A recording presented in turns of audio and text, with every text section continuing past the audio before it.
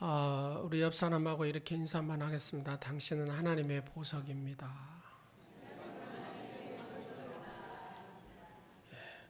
보석처럼 반짝반짝 하시죠? 그렇게 보이신가요? 하나님의 위로를 전하는 사람, 하나님의 위로를 전하는 사람.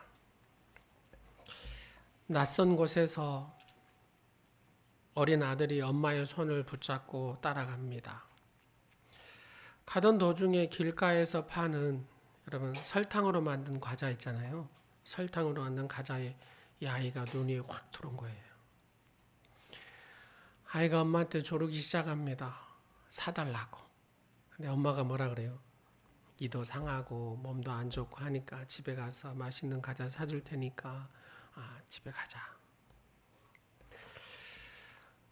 그 말을 듣고 내 한 아들이 있을까요? 막무가내죠. 사달라고 합니다. 발을 막 동동 구르기도 하고 안 간다고 막 떼를 쓰기도 하고 그래도 안 됩니다. 그러니까 길바닥에 덥석 주저앉아가지고 막 울면서 엄마한테 떼를 쓰죠. 그러면 보통 화가 난 엄마는 어떻게 합니까? 아들의 손을 탁 뿌리치면서 너 그럼 여기서 살아! 하고 이렇게 가잖아요. 여러분, 그러면서 엄마가 그 다음에 하는 행동이 뭐죠? 조금만 더 내려보세요. 총총총총총총 더 빨리 걸어가 버립니다. 아들이 막 아무리 애통에 불러도 엄마는 막 가버리죠. 어린 마음에 설마 했는데 엄마가 막 총총총총해서 막 가버리니까 자기가 차츰차츰 막 멀어지는 겁니다. 그 순간에 아이의 마음에 무슨 생각이 듭니까? 절박한 위기의식을 느낍니다. 엄마를 부르며 악을 쓰며 엄마를 쫓아가 보지만 엄마는 그럴수록 막 더 빨리 가는 거예요. 그럴 때 이 어린아이는 그 낯선 곳에서 생애 최고의 위기를 맞이합니다. 자신에 대한 이 자신감이 파탄돼 버리죠. 그리고 자신은 결코 엄마를 따라잡을 수 없다는 것을 느끼고 깊은 절망감에 빠져버립니다. 그때 이 어린 아들의 심정은 그 나름대로 내가 엄마의 뜻을 거슬려서 자신의 죄에 대해서 뭐합니까? 애통한 마음을 갖습니다. 그것은 절박하고 엄마를 놓치면 자신은 끝장이라는 최후의 어떻게 보면 경고음 마음 속에 강하게 울려 퍼집니다. 엄마에게서 점점 자신이 멀어져 가고 있다는 이 느끼는 이 어린 아들의 마음을 여러분은 이해하시죠? 그러니까 웃으시죠. 저는 이해합니다. 왜요? 제가 어렸을 때 그런 경험을 했거든요. 아마도 여러분도 그런 경험이 있으신 분들은 이해하실 것입니다.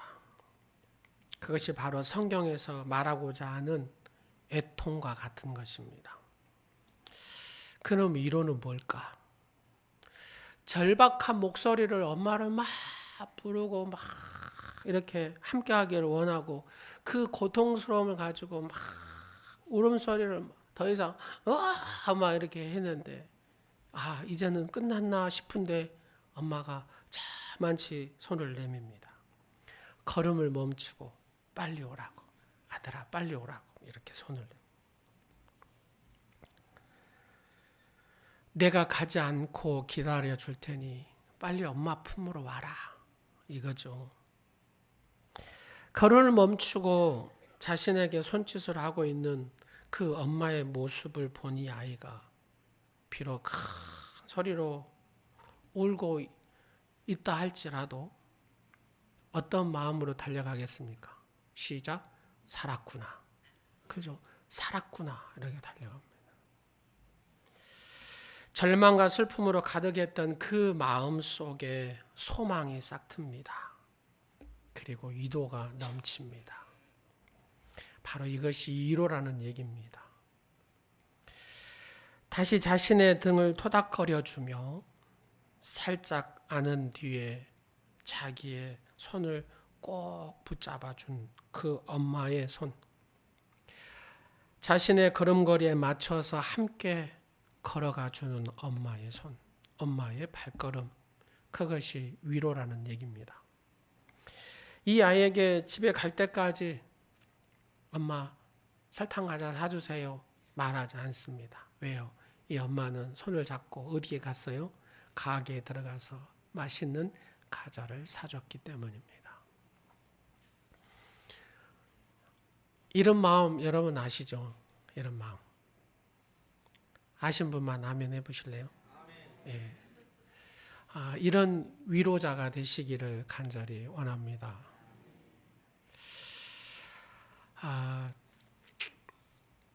그렇습니다. 우리의 삶에 어떤 것들이 있냐?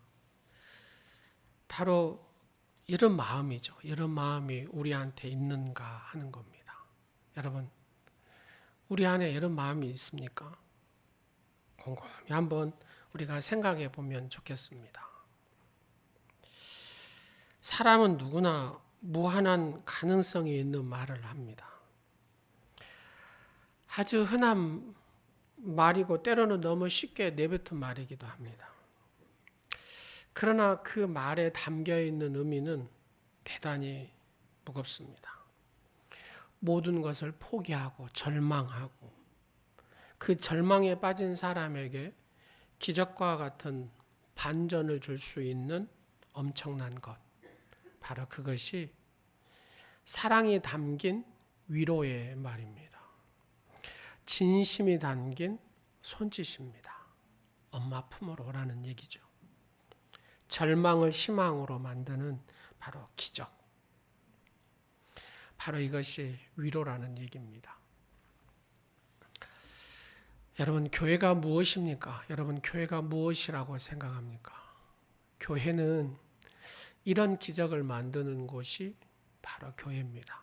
분열도 있고 아픔도 있고 싸움도 있고 시련도 있고 어려움도 있습니다.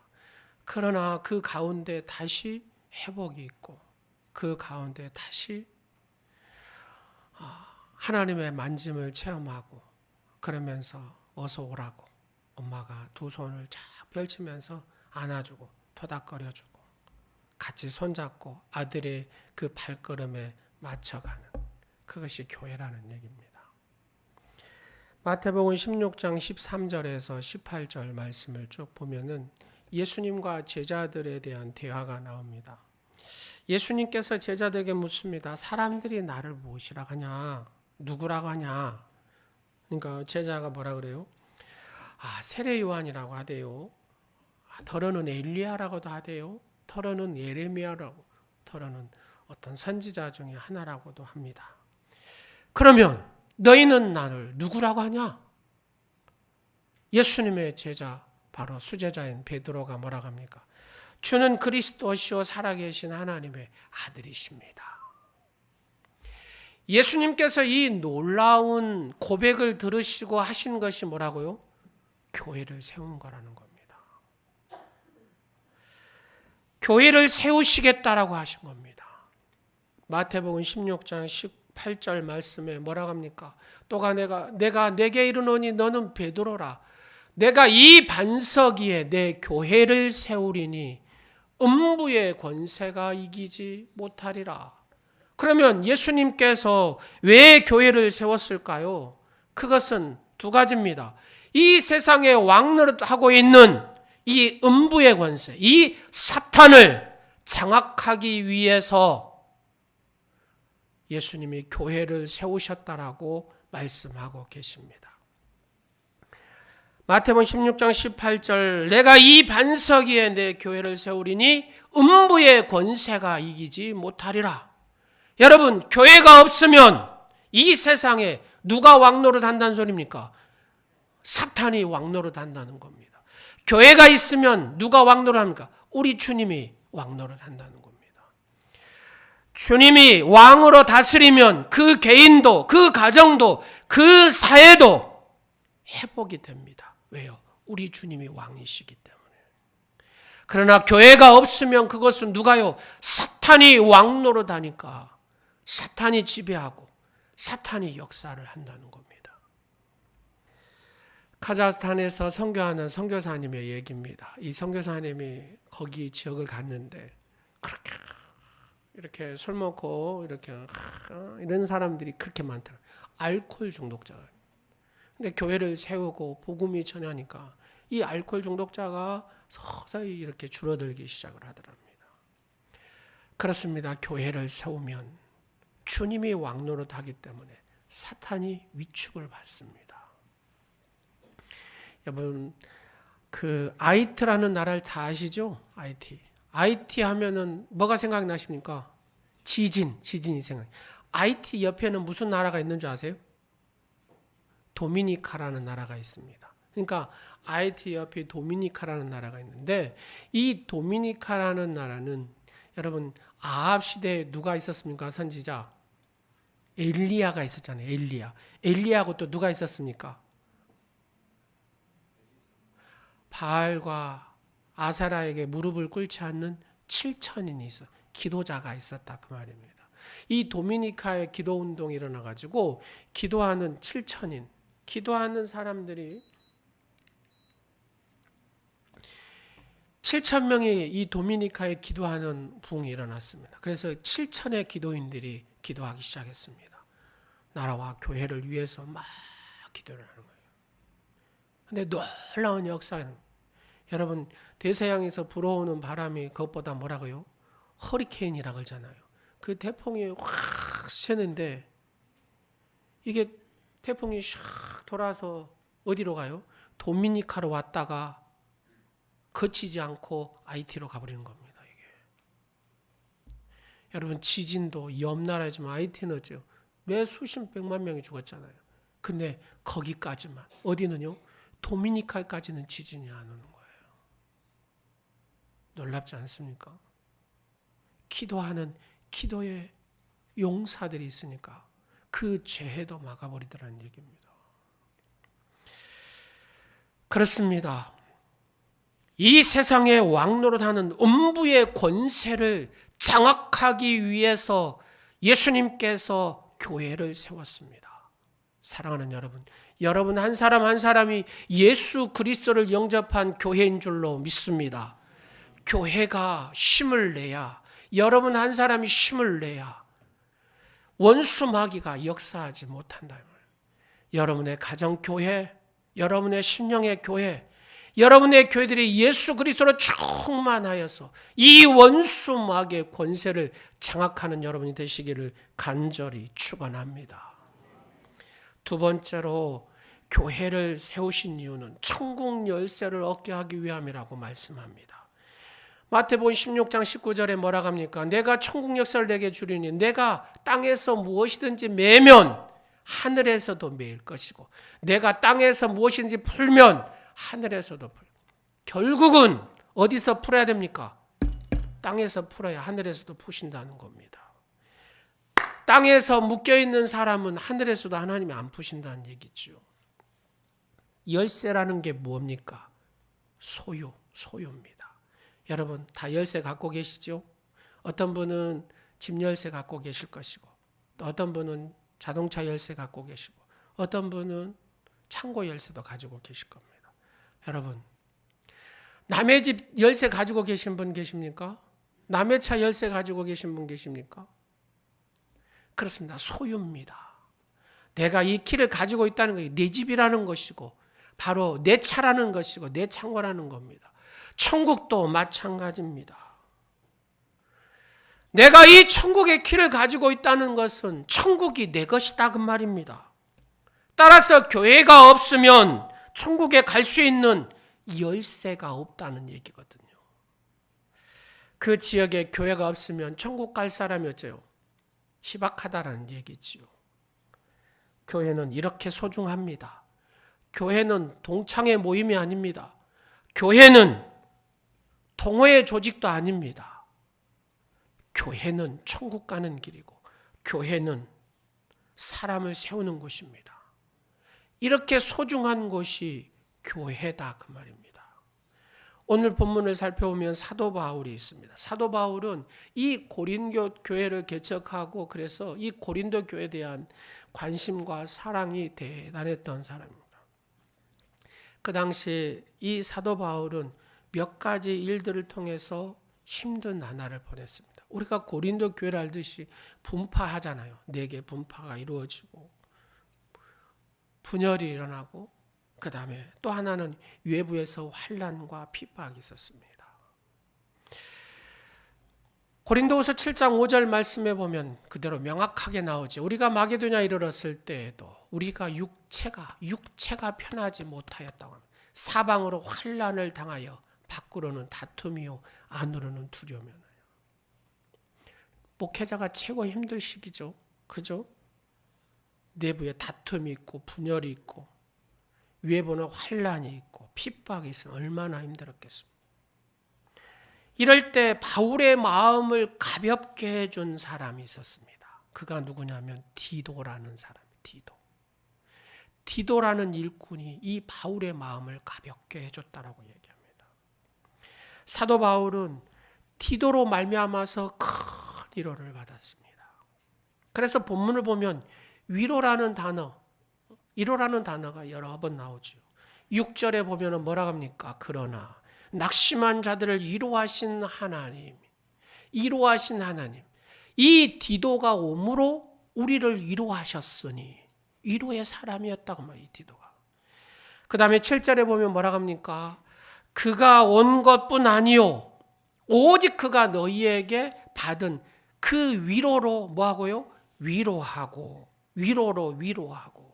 13절 말씀해 보면 뭐라 합니까? 이로 말미암아 우리가 위로를 받았고 우리가 받은 위로 위에 디도의 기쁨으로. 그렇습니다. 디도는 어떤 사람인가요? 위로의 사람이었다. 그럼 어떤 낙심한 자를 위로한 사람이 디도였다 그 말입니다. 자, 우리는 여기서 다음과 같은 의문을 가질 수가 있습니다. 바울 같은 사람, 바울이 어떤 사람입니까?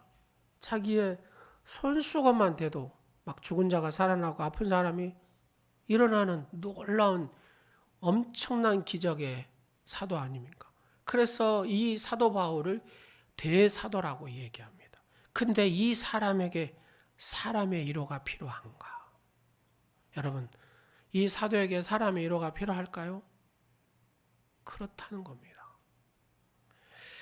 예, 사도 바울도 낙심했습니다. 사도 바울도 근심했습니다. 사도 바울 같은 대사도도 인간의 위로가 필요했다 그 말입니다. 이렇게 성령 충만한 사도 바울도 인간의 위로가 필요했다 그 말입니다. 주님과 깊은 교제를 나눈 이 사도 바울도 인간의 위로가 필요했다 그 말입니다. 천국의 3층천까지 다 보고 온 이 바울 사도도 인간의 위로가 필요했다는 겁니다. 그 누구도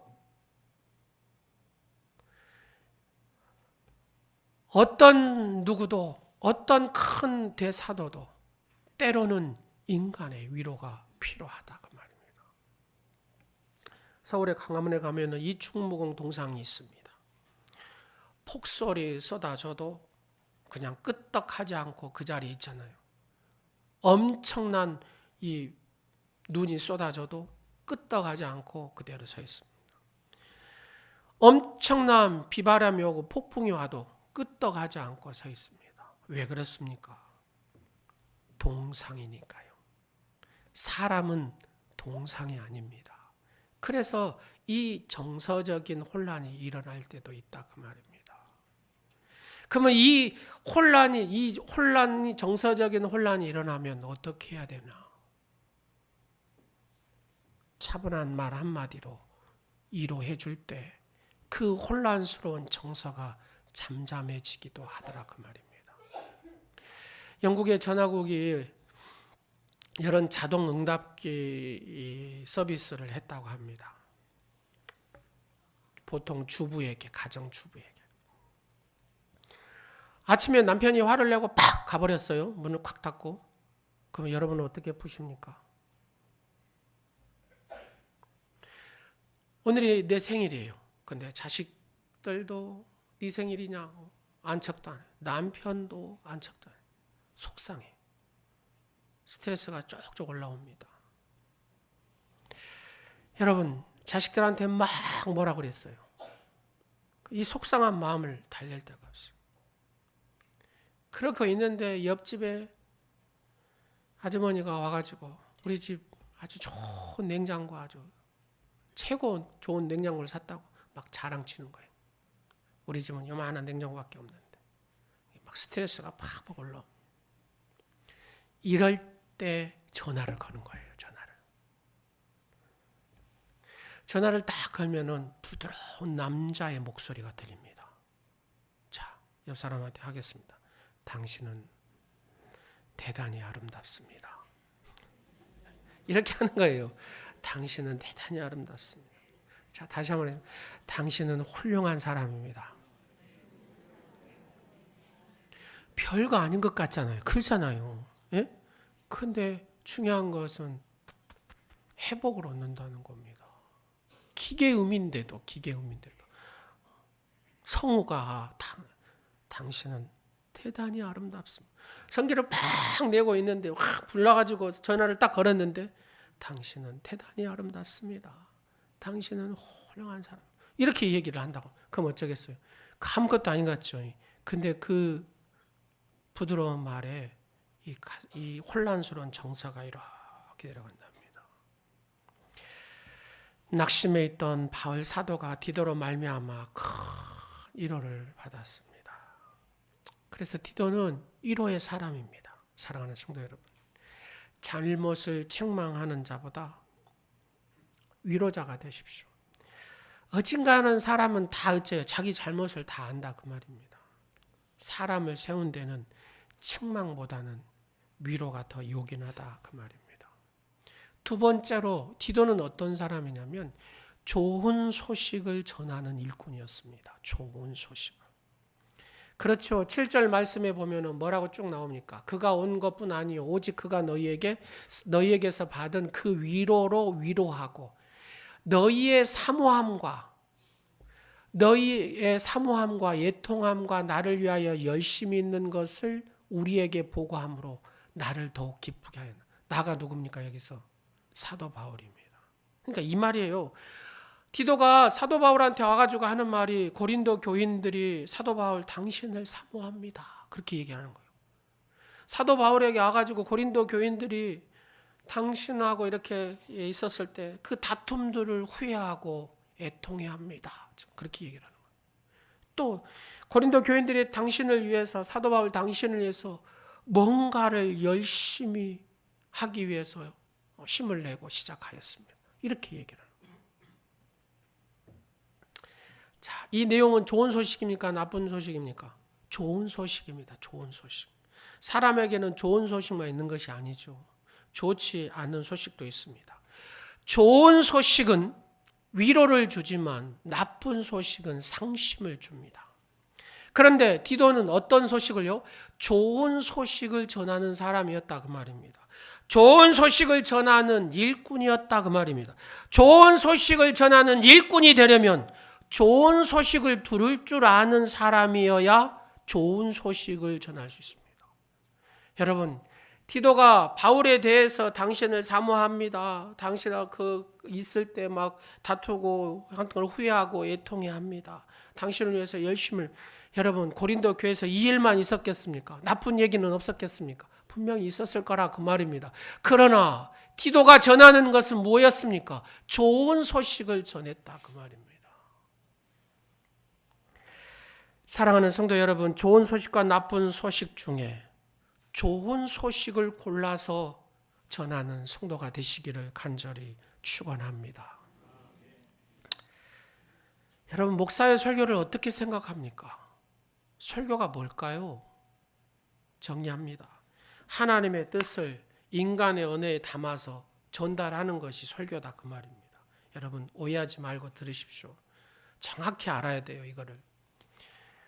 자, 여러분이 봤을 때 이 목사는 성스러운 사람입니까? 안 그렇습니다. 인간입니다. 완전합니까? 완전하지 않습니다. 죄인인 인간의 언어로 말씀을 전하다 보니까 그 어떤 설교도 완전할 수가 없습니다. 그렇게 생각하면 착각이죠. 그 어떤 분은 설교를 들을 때 그게 하나님의 뜻을 발견합니다. 그리고 하나님의 은혜를 받습니다. 반면 어떤 분은 설교를 들을 때 그 설교자의 부족한 부분을 발견해요. 그리고 시험 치러요. 안타까운 일 아니겠습니까? 그래서 설교를 뭐라고 표현하냐면 금광석이라고 합니다. 금광석. 여러분 금 캘 때 어떻게 캡니까? 딱 이렇게 캐면은 금이 턱 나와버립니까? 안 그렇습니다. 돌멩이 속에 다 들어있잖아요. 돌멩이는 싹 버리고 뭐만 캡니까? 금만 캐는 겁니다. 이게 설교입니다. 근데 어떤 사람은 금은 내버려 두고 뭘 캐요? 돌멩이만 캐요. 이거 환장을 노릇 아닙니까? 이게 설교거든요. 근데 성도들은 착각할 때가 있습니다. 인간은 이 설교자도 인간이다 그 말입니다. 인간이 하나님의 말씀을 인간의 언어로 잘 담아서 전하는 것이 설교입니다. 여러분들이 분명히 캘 것은 무엇입니까? 돌을 캐는 게 아닙니다. 금을 캐는 것이죠. 금을. 그러면 내가 얘기하는 그 사람은 온전하냐? 그러면 내가 얘기하는 그 사람은 온전하냐? 그렇지 않다 그 말입니다. 왜요? 인간은 온전한 사람이 없습니다. 완전한 사람이 없습니다. 얼마나 힘들었으면 성 프란시스나 어거스틴은 자기를 쳐서 복종했겠습니까? 왜 사도 바울은 이 두 마음이 여기서 싸웠을까요? 상대편을 사랑하면 좋은 얘기만 듣게 됩니다. 근데 상대편을 미워하게 되면 나쁜 얘기만 들어요. 나쁜 얘기만. 디도는 좋은 얘기만 듣고 좋은 얘기만 전하는 일꾼이었다 그 말입니다. 디도에게 들려지는 소리 좋은 얘기만 다 들렸겠습니까? 걸렀을 것이죠. 사랑하는 여러분, 디도와 같은 일꾼이 많은 교회가 건강한 교회고 마지막 때 하나님이 쓰는 교회가 되지 않겠습니까? 우리 온누리 교회가 그랬으면 좋겠습니다. 지금 우리 사회는 치유와 위로가 필요한 시대입니다. 그래서 어떤 것도 안 됩니다. 복음, 진리가 아니고서는 치유가 일어나지 않습니다. 이사야 40장을 보면은 그래서 이렇게 표현합니다. 너희는 위로하라. 여러분 불의의 명곡이 핸델, 이 메시아 곡이 나온 것도 바로 이사야 40장. 너희는 위로하라. 쭉 나오죠. 종교개혁자 마틴 루터도 위로에 너희는 위로하라. 이 말씀을 붙들고 노예 폐지론자 존 브라운도 마찬가지입니다. 위로하라는 겁니다. 영국의 총칼에 눌려 시리와 절망에 처한 인도인들에게 용기를 준 것은 간디의 말 한마디였습니다.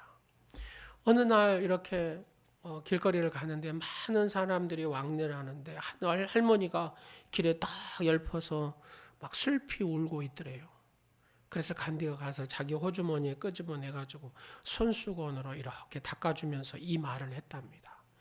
모든 사람의 눈물을 닦아주고 싶어요. 그러나 나에게 손이 모자라요. 이 말 한마디가 인도 사람들에게 엄청난 감동을 주었고 가난과 질병과 고통을 당하는 인도인들에게 한 줄기의 빛이 되어서 인도인들에게 이 간디의 이 사랑의 말 한마디가요. 독립운동을 외치는 그런 불쏘시개가 됐다는 거 아닙니까? 말의 위력은 이렇게 무섭습니다. 위로와 격려의 말은 명약이죠, 명약. 그러나 부정적이고 저주의 말은 독약이 됩니다. 자, 옆 사람 손 잡고 한 번만 얘기하도록 하겠습니다. 내 입술로 당신에게 독약을 먹이는 일은 없을 것입니다.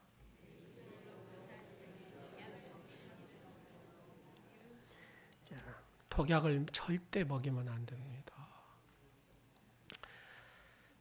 소련의 장수학자인 구리안이라는 교수가 연구를 했대요. 왜 사람이 단명하는가? 단명한 사람만 연구를 해봤답니다. 그러니까 단명한 사람을 딱 보니까 딱 두 가지 특징이 있더랍니다. 한 사람은 여러 사람이 모이면 대화를 혼자 막 섞어내고 말 다 해버린 사람 있잖아요. 이 사람은 단명한답니다. 예. 두 번째로 남의 헐뜯기 좋아하는 사람, 막 입으로 다 쏟아내버리는 사람 있잖아요. 헐뜯기 좋아하는 이 사람은 단명한데요. 이거는 소련의 장수학자 구리안이라는 사람이 한 얘기입니다. 사랑이 담긴 긍정적인 말, 위로하고 격려하는 말은 뭘 줍니까? 희망을 주더라 그 말입니다. 여러분 말 한마디로 천냥빚을 갚는다 그러잖아요. 그만큼 말 한마디가 엄청난 힘을 발휘한다는 얘기입니다. 우리 그리스도인은 어떤 말을 입에 담고 살아야 되겠습니까? 예수님께서 이 세상에 오셔서 보여주신 변함없는 위로와 사랑을 담아야 한다는 얘기입니다.